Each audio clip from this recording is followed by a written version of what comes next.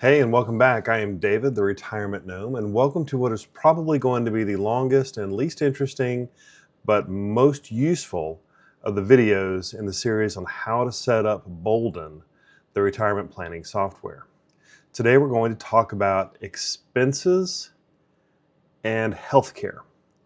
Extraordinarily important to getting a good model, but not terribly interesting to set up and also a little bit complicated. So, let's jump in and see if we can walk through this together. I'll point out what I can as we go through.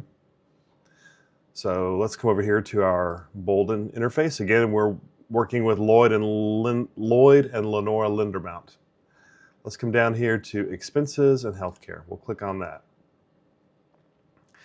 Now, the way that this is set up inside of Boldin, so it's set up into these sections: recurring expenses, one-time expenses, medical expenses before age 65, medical expenses 65 and later, they call it Medicare expenses, and then your long-term care. The most complicated ones to set up here are going to be the medical expenses and the recurring expenses. So what I'm going to do is I'm going to kind of do these. They're not going to be in order here. I'm going to do them from least complicated to most complicated. So let's start with long-term care. What's important to understand about this is that unless you tell Boldin explicitly to do otherwise, Boldin will include money at the end of your plan to pay for long-term health care for you and for if you have a spouse in the model. You have to decide, do we want it to include it in the model, and also how are we going to pay for it? So let's click on that. So you need to determine long-term health care for you and for your spouse. So let's start with Lenora Lindermount. When you click on the editing long-term care icon, what you'll find is a single drop down here, and you get to make some choices. You can say, I have a long-term care policy. If you choose that, Boldin gives you a thumbs up and says, hey, that's a wise decision. And then it reminds you that you need to include the cost of that long-term care plan in your expenses. Okay, you'll include that under the insurance portion of your detailed expenses.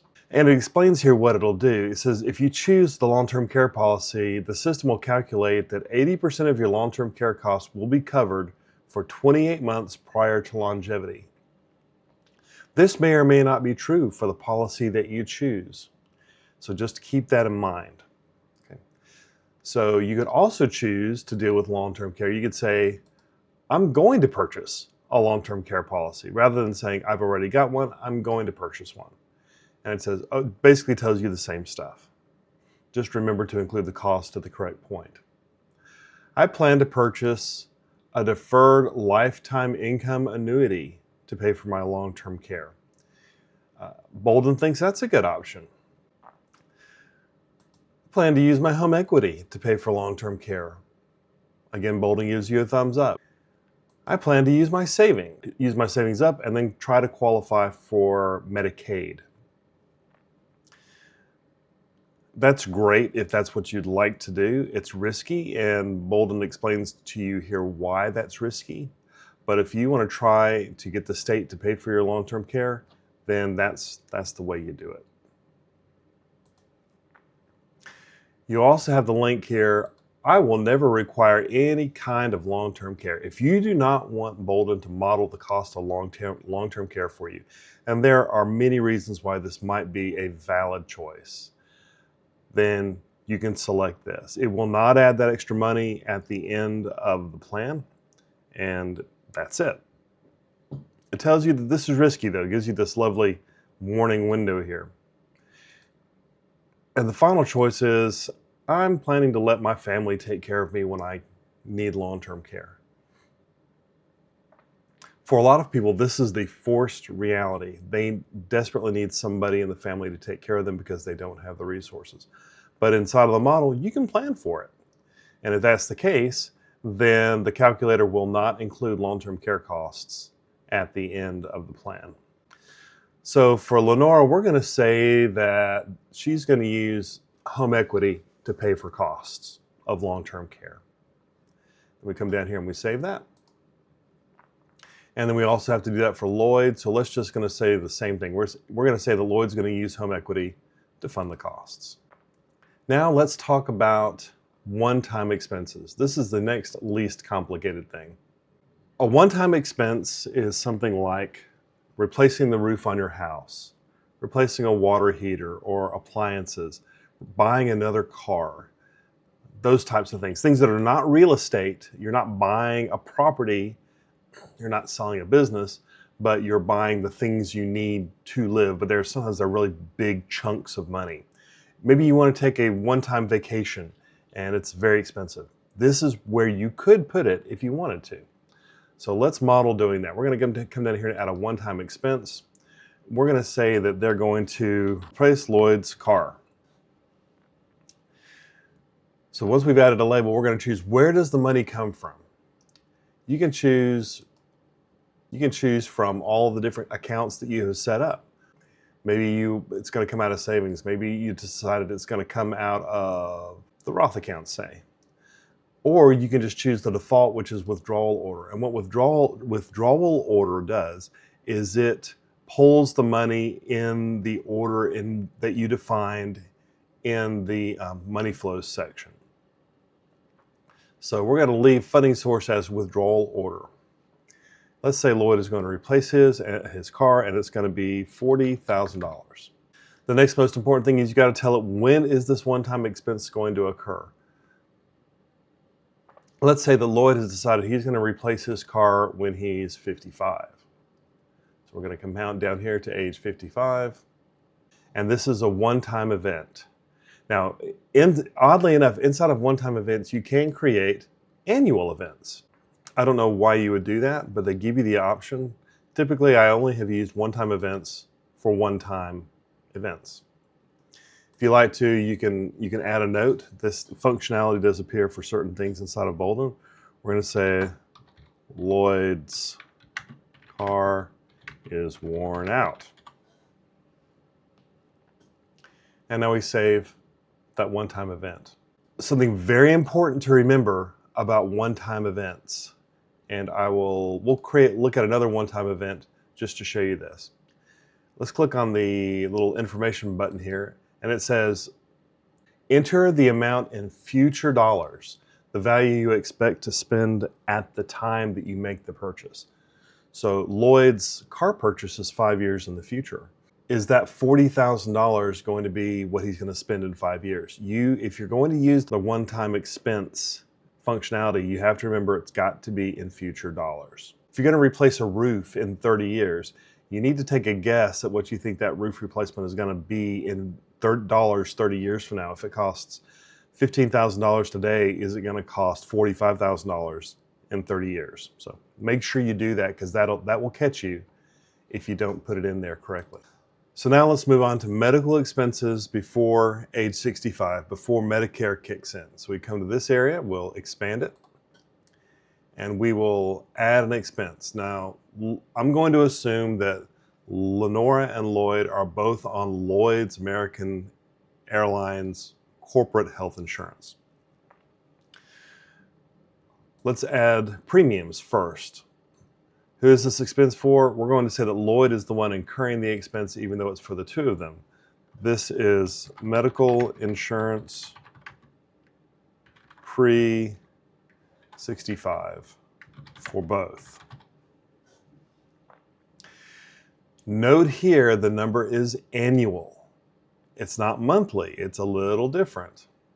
You're supposed to enter this in today's dollars, and it will grow it based on the medical inflation rate that I put in the rate assumptions section. Since Lloyd and Linda are spending about $1,000 a month on premiums for the two of them, we enter the annual amount of $12,000. This is currently being spent. They currently have this health insurance, so we're going to select prior to 2026. And the stop age on this is going to be age 65, Lloyd's age 65, and then we're going to save it. So now we have added medical insurance premiums for both Lloyd and Lenora until Lloyd turns 65. Something else we have to account for pre-65 are out-of-pocket expenses. So, and there we're going to add Lloyd's out-of-pocket expense, pre-65 out-of-pocket medical. Again, this is annual expense, not monthly expense. I'm going to assume that Lloyd is spending $200 a month on out-of-pocket expenses, which would be $2,400 annually. Again, it starts prior to 2026 and will end when Lloyd turns 65. So we'll select that. Okay. Let's not forget we need to add out-of-pocket expenses also for Lenora. So let's add an expense for my spouse, Lenora. Lenora's pre-65 out-of-pocket medical.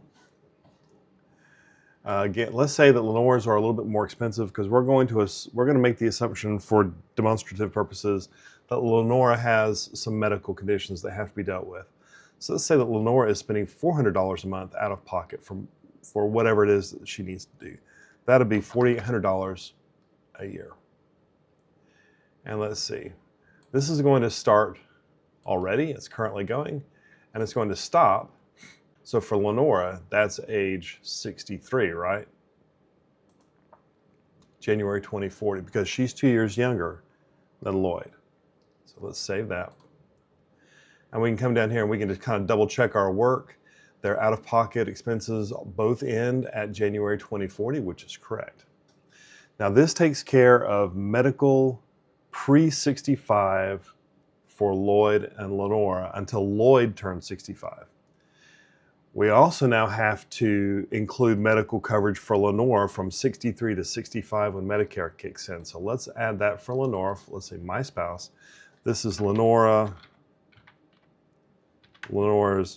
medical insurance 63 to 65.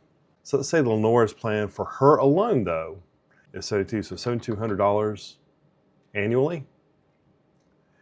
And it says we're going to start this at her age 63, and it's going to stop when she finally reaches Medicare age at age 65. And then we have to finally add out-of-pocket expenses for Lenora for those 2 years. So for my spouse, we're going to say Lenora's out-of-pocket medical